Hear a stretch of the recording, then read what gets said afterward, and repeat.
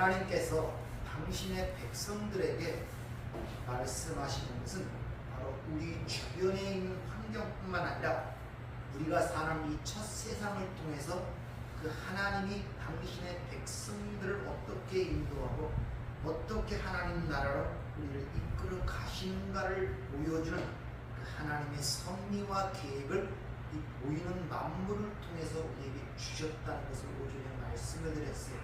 그래서 그 보이지 아니하는 하나님의 능력과 신성이 만드신 만물에 분명히 보여 알게 되나니 그러므로 너희가 핑계치 못할지니라.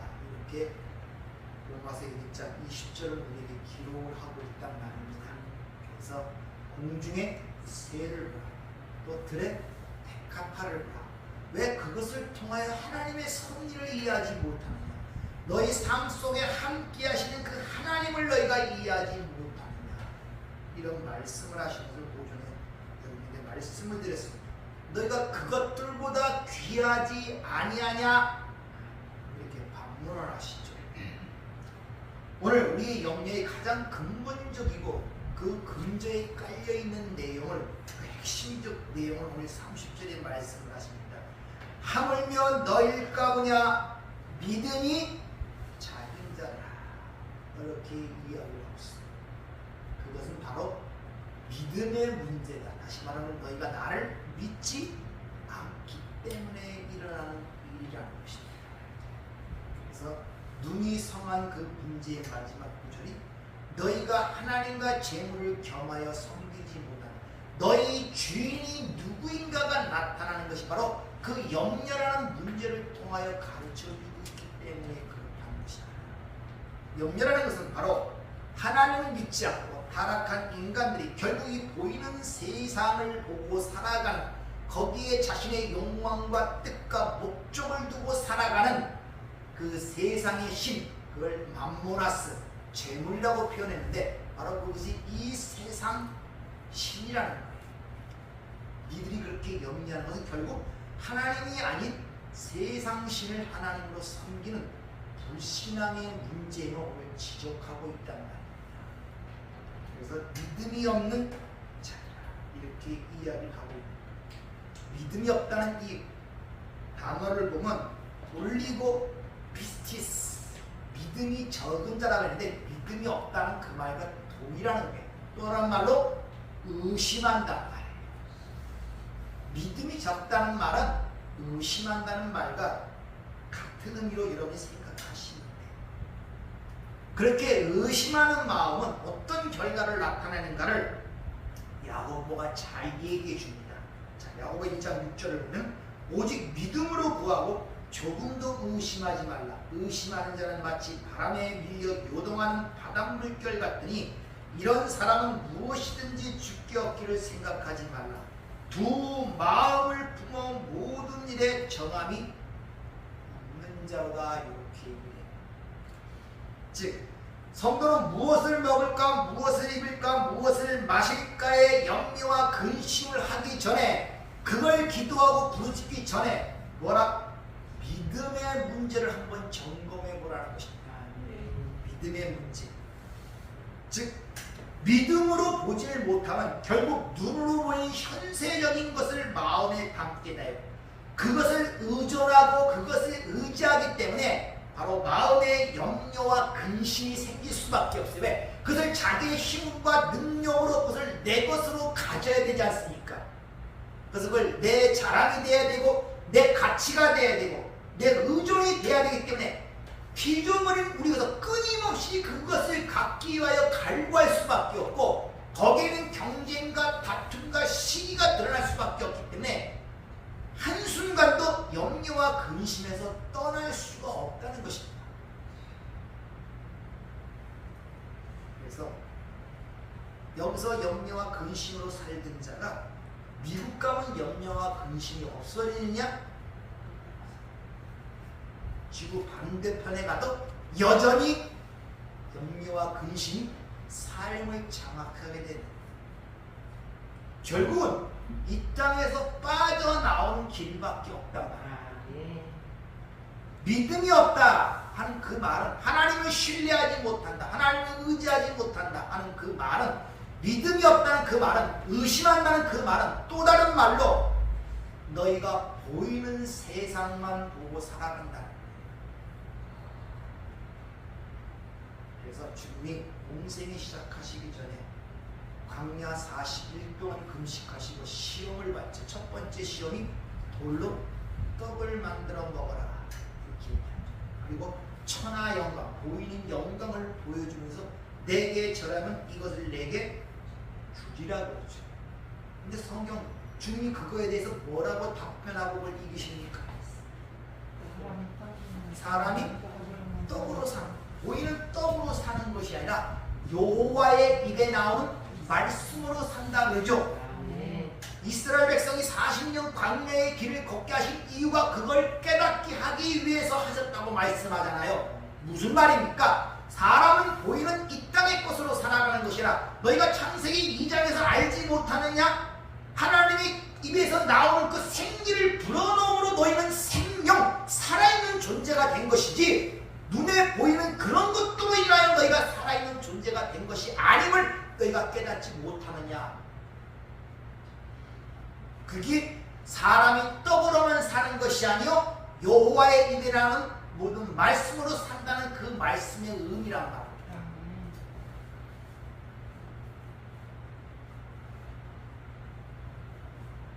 그러니까 그것을 깨닫지 못하는 자들은 여전히 이 땅에서 보이는 것을 추종하며 보이는 것을 목적으로 살다 보니까 끊임없는 그것을 내 힘과 내 재주와 내 능력으로, 더군다나 자기의 풍족한 만큼도 아니라 탐욕, 욕심의 근처에 이르기까지 끊임없이 노력을 하는 거예요. 그러니까 어디 염려와 근심이 떠날 수가 있겠냐는 것이죠. 성경은 히브리서 11장에 보면 분명히 보이는 것은 나타난 것으로 말미암아 된 것이 아니라 보이지 않는 것으로 말미암아 된 것이라고 우리에게 일러주고 있잖아요. 근데 그것을 깨닫지 못한 자들은 진짜 그 보이지 않는 그 영원한 생명을 보지 못하고 겉으로 드러난 껍질, 사라질 것, 없어질 것, 이런 것들을 향하여 가게 된단 말입니다.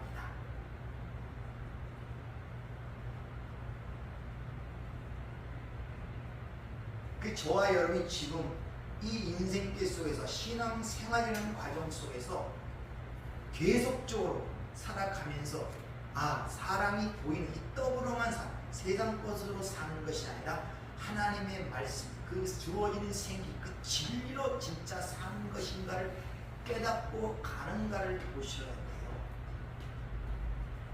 내가 창세기 2장에서 그래서 사람을 만들 때 흙으로 사람을 지으시고 의도적으로 그 코에 하나님의 생기를 불어넣어서 생명이 되었다는 말씀이 기록된 거예요. 그것으로 우리가 생명이 된 거예요. 그 생명이 없으면 짐승과 똑같이 그냥 생물이에요.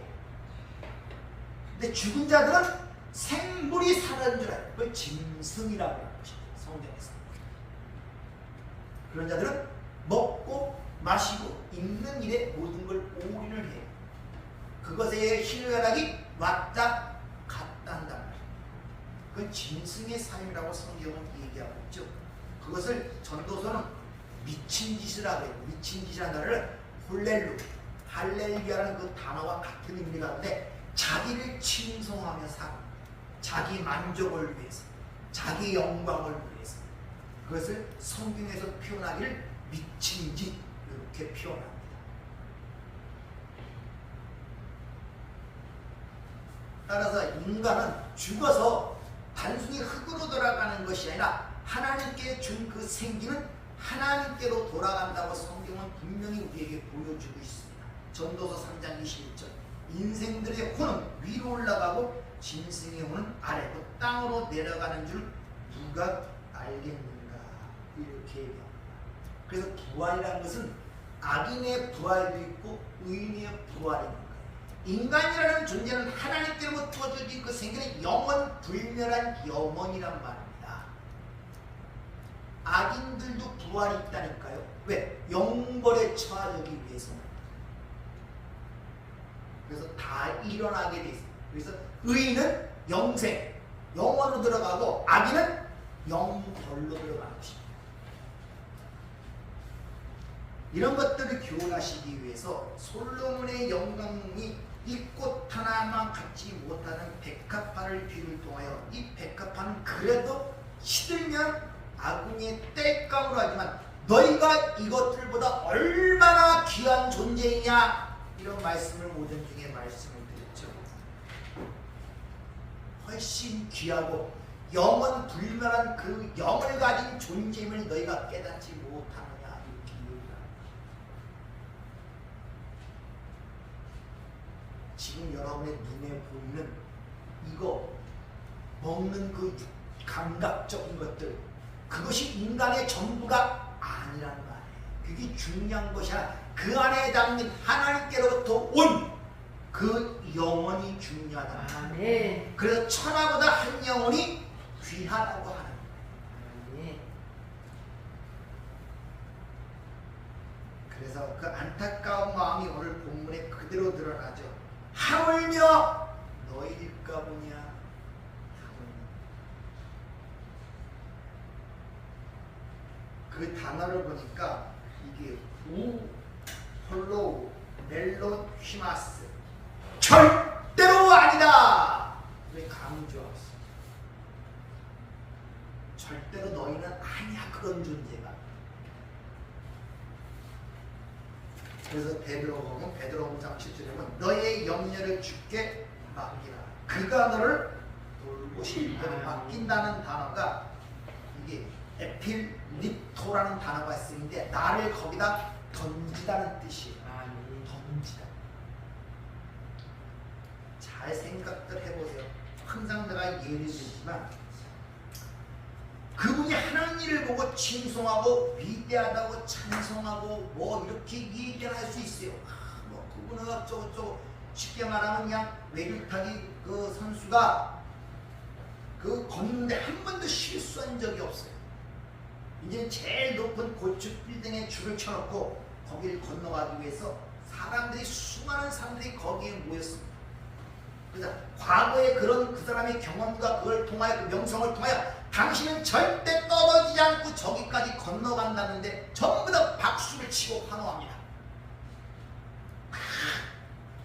당신이 저기 들어갔으면 내가 믿는다고 막 전부 다 막 환호를 합니다. 그러면 너희들 중에 나와 함께 이 줄을 타고 넘어갈 자가 있는가 나오라니까 하나도 안 나오네. 이거 그게 믿는 겁니까? 그게 찬송하는 겁니까? 그게 영광 돌리는 겁니까? 영화로운 겁니까? 하나도 안 나와요. 하나도. 자신을 던질 사람이 하나도 안 나오더란 말입니다. 어찌 여기 믿음이라고 할 수가 있겠냔 말이에요. 나를 던지지 않는데, 아니면 손만 이렇게 담가보는 거예요. 이렇게 맛만 보는 거예요. 하나님은 시험받지 않습니다. 절대.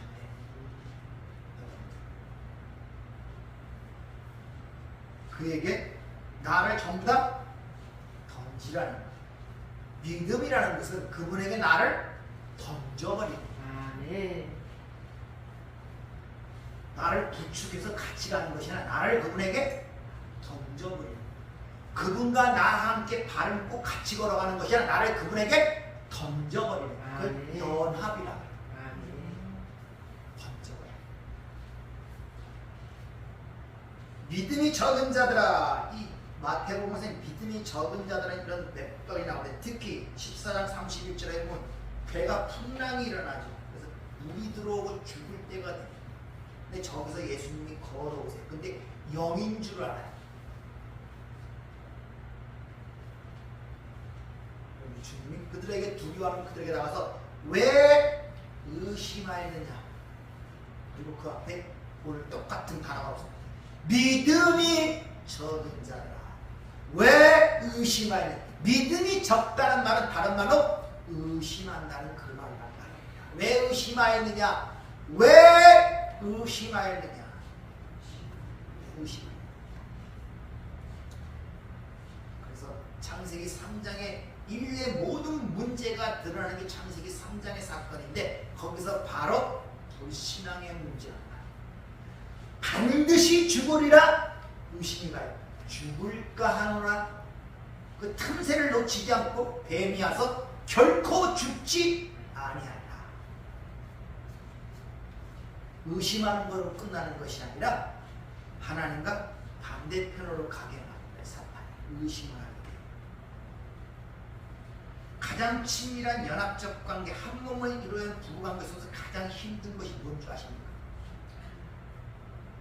의처증, 의구증, 의심하는 것.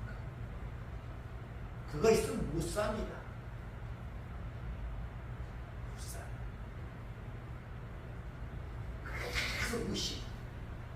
시간만 늦어도 의심스럽고 옷만 갈아입어도 의심스럽고 뒤돌아 자기만 해도 의심스럽고 전화만 해도 의심스러워요. 고치기가 엄청 힘든 병 중에 하나가 의처증, 의구증.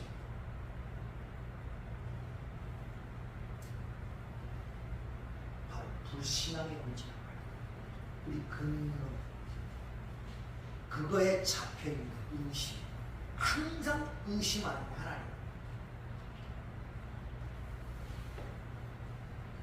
그래서 그 삶 속에는 염려와 근심이 떠나지 않습니다. 떠나지 않습니다. 주님이 신랑이요 우리가 아내잖아요. 성경은 구원을 그렇게 표현하고 있지 않습니까? 혼인잔치, 혼이라는 식으로. 그런데 의심하는 것이 신부가 계속 신랑을 의심하고 같이 살면서 같이 가면서 그러니까 그 신앙생활의 그 자체가 얼마나 힘들겠어. 차라리 따로 서서 사는 게 낫지.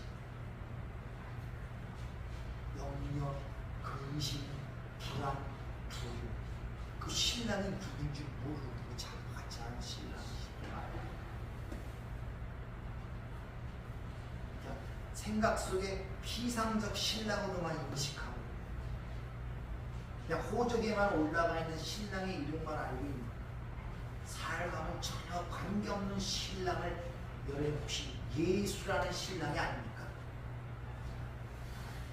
여러분 아무런 상관없이 그냥 호적 내 신랑이 이렇게 올려있으니까 신랑이다.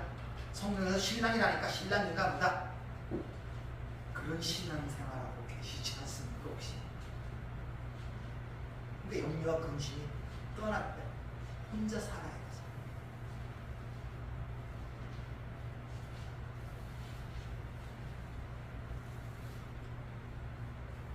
누가복음 24장 38절에 보면 그렇게 3년 6개월 동안 같이 살다가 기적도 행하는 것도 받고 오병의 기적도 그 떡도 먹어봤고 자신이 능력을 받아 기적도 일어납니다. 부활하신 예수님이 그 제들 앞에 딱 나타나자 두려워하고 떠못하고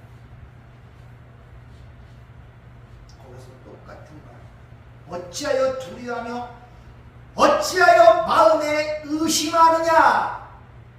내 살과 피를 내 살을 만져봐라. 내가 니들이 생각하는 영인가 살아있는 자인가.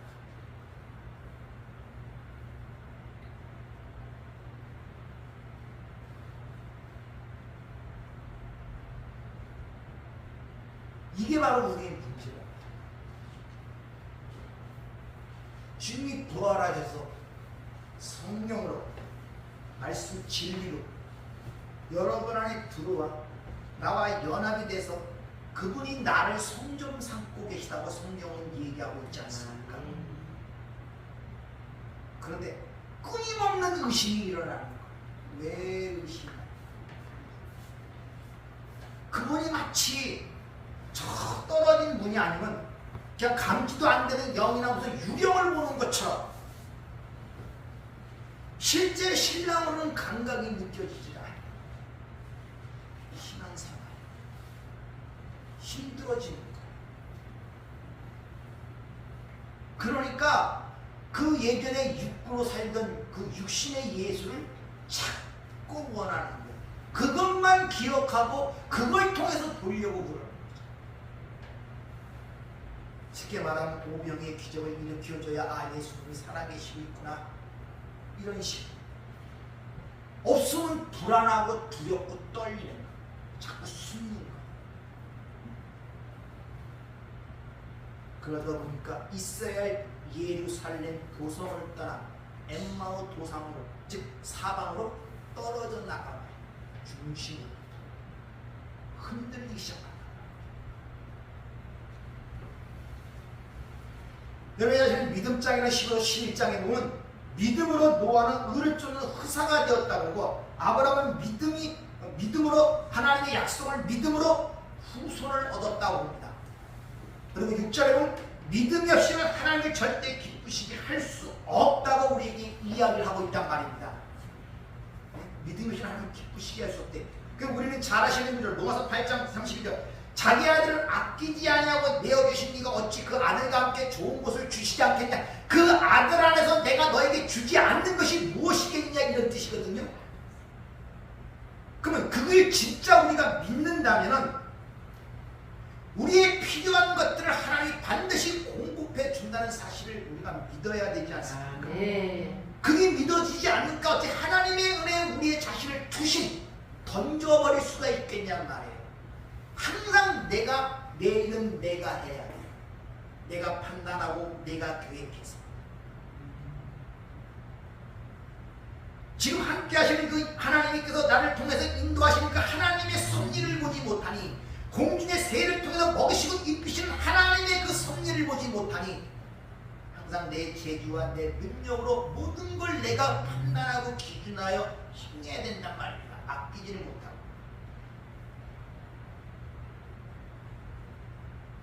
그러니까 열심히 씨를 뿌리고 열심히 수고하고 물을 주는데 결과가 보이질 않으니 염려하게 됩니다. 근데 오전에 말씀드린 것처럼 너희 수고와 너희 노력으로 결실을 맺는 것이 아님을 얘기해요. 오직 잘하게 하시는 하나님이시라고 얘기를 하죠. 네. 결과를 맡기지를 못합니다. 그러니까 내가 수고한 곳에 내만큼의 그것이 가져오지 아니 내가 원하는 만큼이 아니라 내 욕심과 탐욕의 기준에 맞지 않으니 거기는 반드시 공간이 생기게 되고 세상의 세파가 들어옴으로 말미암아 근심과 염려가 생깁니다. 실제 여러분들이 실제로 내가 염려하고 근심한 문제를 쭉 한번 적어놓고 진짜 염려하고 근심할 문제인가를 스스로에게 한번 질문들을 해보세요. 내가 진짜 이 문제 때문에 근심하고 염려할 문제인가? 진짜 절대로 사활을 좌우하는 문제인가를 한번 질문들을 해보시라니까요. 거의 90% 이상이 염려하지 않을 문제를 염려하고 있다는 것을 여러분이 절실하게 깨달을 것입니다. 네. 그것은 노트에 써갖고 한번 보세요.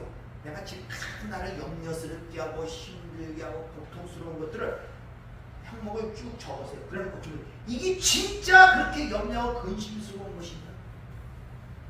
진짜 내 영원한 생명을 사활을 좌우할 만한 것인가? 물어보시고 하나하나 짚어나가보라니까요.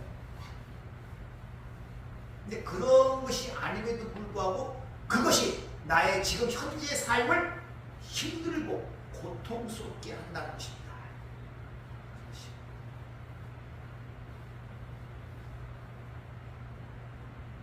따라서 염려와 근심이 무엇인가를 고민하기 전에 그 가장 밑바닥에 있는 오늘 믿음이 적은 자로 왜 의심하는 그 말씀처럼 내가 가진 믿음이 진짠가 가짠가를 돌아봐요.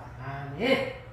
그래서 오전에 말씀드렸죠. 하나님 우리 인생 속에 왜 가장 귀하다고 하면서 이왕이면 근심과 염려를 없애주시지 왜 그런 문제들을 우리 삶 속에 허락하시는가? 그 이유가 뭔가? 그 목적이 무엇인가? 바로 믿음의 문제이기 때문에. 네. 믿음의 기도, 믿음이 없는 기도는 기도가 돼. 믿음으로 의롭다함을 받고, 믿음으로 하나님을 기쁘시게 하고, 믿음으로 약속을 받고, 믿음이 없이는 아무것도 할 수 없는데, 그럼 가장 중요한 건 믿음이라는 문제를 돌이켜주기 위해서 바로 그런 문제를 던지는 거란 말입니다. 그러니까 염려와 근심이 많습니까? 힘들고 어렵습니까? 고통스럽습니까? 어렵습니까? 그럴 때 그 문제에 집착하는 것이 아니라 내가 갖고 있는 믿음이 진짜 믿음인가 가짜 믿음인가를 돌이켜보란 말입니다. 네.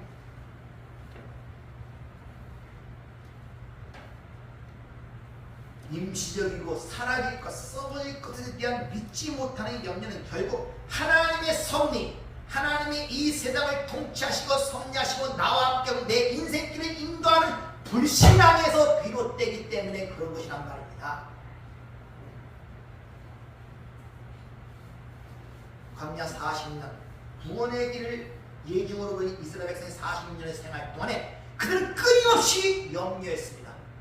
끊임없이 무엇을 먹을까 걱정했습니다. 근데 성경은 그들이 40년 동안 발이 부르트지 않고 의복이 헤어지지 아니했다고 합니다. 한 번도 그들을 죽이신 적이 없고 굶어 죽은 적이 없습니다. 근데 그들은 끝까지 의심하고 하나님을 시험했죠. 결국 그들은 광야 40년 동안 그 광야에서 다 장사되고 있단 말입니다. 따라서 믿음의 진정성이라는 것은 진짜 믿음인가 가짜 믿음은 보편적인 상황 속은 안 드러나요. 거기에 시련과 시험이 닥치면 그 믿음이 드러나게 된다는 것입니다. 그래서 고린도서 13장 너희 믿음 안에 있는가 너희 자신을 시험하고 너희 자신을 확증하라 그러죠. 너희가 믿음 안에 있는가. 그래서 성경은 한마디로 요약해서 세상을 이김은 이것이니 곧 우리의 믿음이라 이렇게 요약을 시키는 것을 우리가 볼 수 있단 말이에요.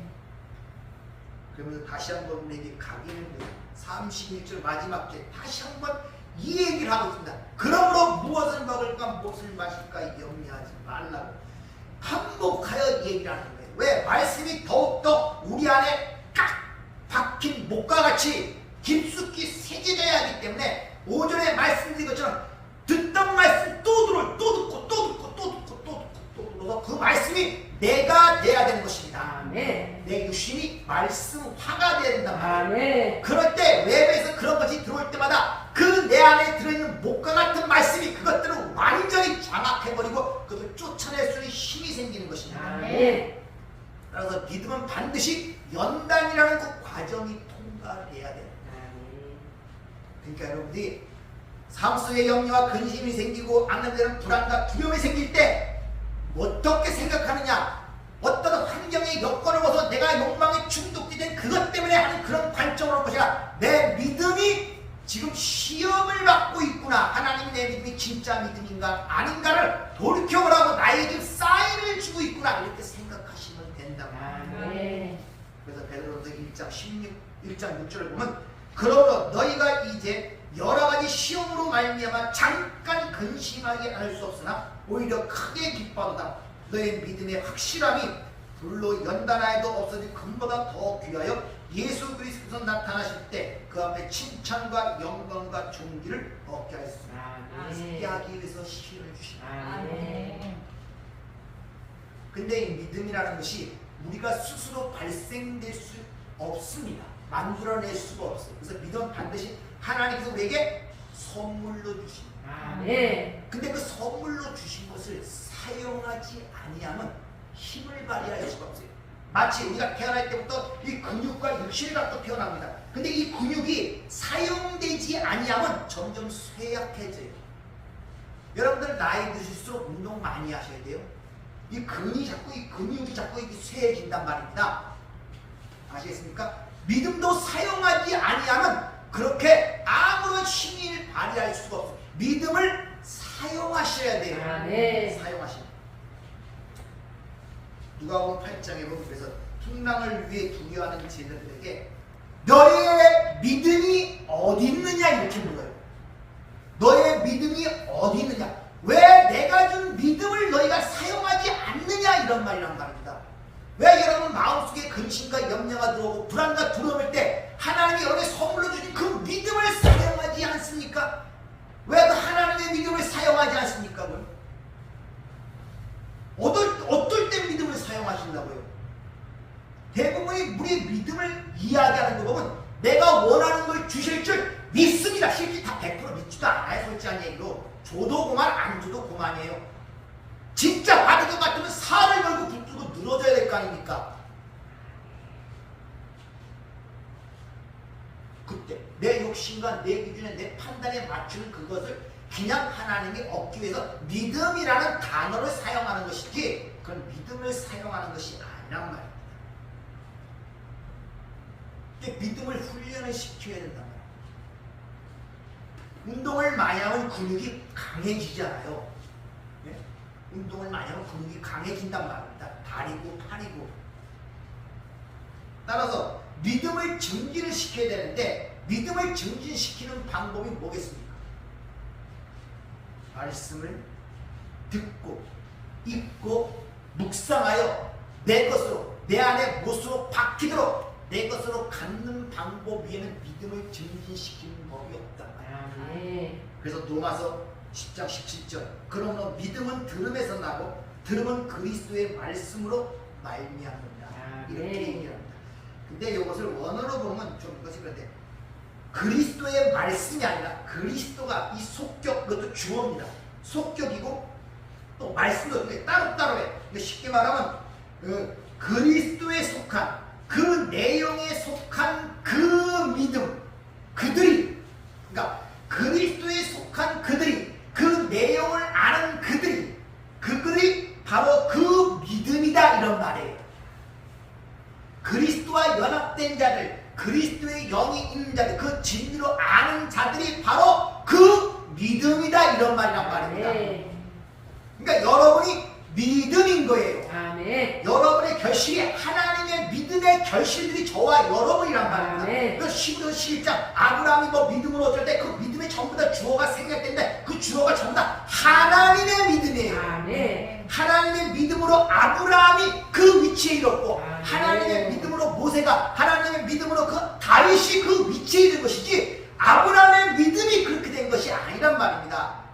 우리가 믿음이라 해서 하나님의 믿음에 의하여 이끌려갈 때 그 하나님의 은혜와 섭리를 보고 거기에 반응을 하는 정도를 우리가 우리의 믿음이라 그러는 거예요.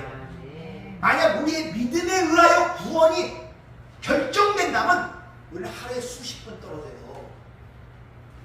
하나님의 믿음. 그래서 그 진리를 내 안에 가져. 해방이 되어야 된다. 자, 그렇기 때문에 우리가 하나님께서 우리에게 은혜로 주시는 수단, 은혜의 수단을 주셨는데 그게 기도, 말씀, 또 뭡니까? 믿음이란 말입니다. 그러니까 그 은혜인데 바로 이 수단을 사용하되 이 수단을 의지하고 신뢰하면 안 된단 말이에요. 기도를 신뢰하고 기도를 의지하면 안 된단 말입니다. 말씀을 신뢰하고 말씀을 의지하면 기록된 말씀을 의지하면 안 된단 말이에요. 그 대상, 믿음의 대상, 기도의 대상, 말씀의 본체이신 그 하나님을 신뢰해야 된단 말입니다. 자꾸 내 믿음을 왜 여러분들이 힘드냐? 자꾸 내 믿음을 의지하려고 그래요. 그러니까 자꾸 관점이 나는 믿음이 없지 요렇게 돼버리는 거예요. 항상 뭐 자기 믿음이 대단한 것처럼 나는 믿음이 없어 나는 저 집사님은 믿음이 강한 것 같아. 아니에요. 그게 오해를 하지 마세요. 믿음을 의지하면 안 돼요. 믿음의 대상을 진짜 신뢰하고 의지해야 된단 말입니다. 아멘. 바로 주의할 점이 바로 그런 데 있다는 것입니다. 오늘날 우리에게 말씀을 하시는데 이같이 말씀하시죠. 너희는 마음에 근심하지 말고 그러기 위해서는 어떻게 하라? 하나님을 믿고 또 나를 믿으라. 아멘. 근심하지 않는 이유를 나를 믿고 그 아들을 믿으라는 말입니다. 근데 그 하나님의 본체가 말씀 진리 아닙니까? 예수도 아니고 그것이 우리에게 왔잖아요. 그게 그런 자만이 그 근심에서 벗어나요. 그 결과가 사도행전 2장에 성령의 영으로 그렇게 불같이 임해버리자마자 근심과 염려가 싹 떠나가 버리네. 두려움도 없고 불안도 없네. 그 상태, 바로 그 상태가 바로 염려, 근심에서 떠난 상태, 다시 말하면 세상을 벗어난 상태, 자유함을 누리는 상태, 자기 부인의 상태란 말입니다. 그래서 이 땅에 살면서 이 땅에 속하게 살면 염려와 근심이 떠날 수가 없습니다. 거기서 나와야 돼요. 나오는 방법은 진리를 통해 거기서 나오는 방법밖에 없단 말입니다. 그래야 염려의 근심으로부터 해방이 될 수 있는 거예요. 그래서 주님과 육신으로 함께 있을 때는 맨날 제자들이 두렵고 떨고 근심하고 염려하고 불안하고 믿음이 없고 갈팡질팡 불안막 그런 일들이 쭉 일어나잖아요. 예수님이 육신 예수님이 같이 있어도 소용이 없단 말이에요. 왜? 육신에서 벗어나지 못하면 안 된단 말입니다. 그런데 오순절 이후에 성령이 와서 그들에게 진리의 성령이 임하자 육신으로부터 벗어나 부활의 영이 그들에게 임하자 그들은 세상으로부터 자유롭게 되었네. 죽인다 해도 상관없고 감옥에 가도 상관없고 채찍맞아도 상관없고 아무런 상관없이 사네. 이게 염려와 근심에서 벗어난 하나님의 백성들의 실질적인 모습을 보여주는 거예요. 바울이 어떻게 고백하는가를 듣고 마치도록 하죠. 갈라디아 2장 10절 잘 알고 계시죠? 내가 그리스도와 함께 십자가에 못 박혔나니 그러니 이제 내가 산 것이 아니라 내 안에 그리스도가 사신 것이라. 이제 내가 이 육체를 갖고 사는데 그것은 나를 사랑하사 나를 위하여 자기 몸을 버리신 하나님의 아들을 믿는 그 믿음 안에서 사는 것이라 이렇게 얘기해요. 왜? 그 믿음 안에서 그 아들 안에 믿음 안에서 왜? 그 아들 안에서 모든 걸 주셨다고 그러잖아요. 그래서 사도 바울이 내가 어떤 형편에 자족하는 비결을 갖고 있는데 그 비결이 뭐냐? 내가 그 아들 안에서 살기 때문에 내게 능력 주시는 자에서 내가 모든 것을 할 수 있다고 그러네. 그러므로 우리가 이 세상에 염려와 근심하지 않는 것은 세상이 생각하는 안빈낙도 그냥 가난한 대로 그대로 그냥 만족하고 사는 것 뭐 그런 정도가 아니란 말입니다. 부해도 괜찮고 가난해도 괜찮아요. 어떤 형편에도 거기서 만족할 수 있는 일체의 비결 그 아들 안에서 모든 걸 주신 그 예수 안에 있는 것 그것이 염려에서 벗어나는 길이다. 그래서 여러분들이 이 세상에 사는 동안에 어떤 진짜 염려가 왜 안 될 수가 있겠습니까? 이 육신을 벗을 때까지 우리는 끊임없이 이거와 전쟁을 하고 그래야만이 하나님을 의지하는 쪽으로 가지 그런 게 없으면 대번 세상으로 갈 만큼 너무나 친숙한 육신을 갖고 있어요. 우리는요. 가만히 내비두면 지절로 가요. 이를 바득바득 깔면서 몸부림쳐야 약간 방향이 약간 틀어지지 그냥 가만히 내비두면 이쪽으로 간다니까요. 그래서 하나님께서 여러분 삶 속에 계속 자극을 주시는 거예요. 이 믿음이 있는가를 보고 그 믿음이 진짜 믿음은 위의 것을 생각하고 위의 것을 찾는 자가 될 것이야. 그것들을 우리에게 힌트를 하시며 여러분들에게 자극을 주신다는 것을 잘 기억하시기 바랍니다. 그래서 염려하지 말아요. 이미 여러분들은 거기서 나온 자들 아니에요. 세상에서 나온 자들이란 말이에요. 그래서 자유함을 누릴 부탁을 드립니다. 은혜롭고 자비로우신 아버지 하나님 맞습니다. 우리가 이 세상에서 나가지 못하면 여전히 세상적인 염려와 근심의 치료를 받을 수밖에 없습니다. 그것은 우리의 생명이 이 보이는 세상의 떡이 아니라 하나님께서 나온 그 진리의 성령 그 생기로 인하여 산다는 사실이 내가 믿어지지 않고 깨달아지지 않기 때문에 그렇습니다. 주님, 우리의 믿음이 그런 시련을 당할 때마다 제 앞에 진정한 인정받는 믿음 그 믿음을 사용함으로 말미암아 하나님이 원하시고 하나님이 칭찬하시는 내 믿음이 크도다 라는 하나님의 그 기뻐하신 그런 인생을 살아갈 수 있도록 저희들을 축복하여 주시옵소서. 예수님으로 기도하옵나이다.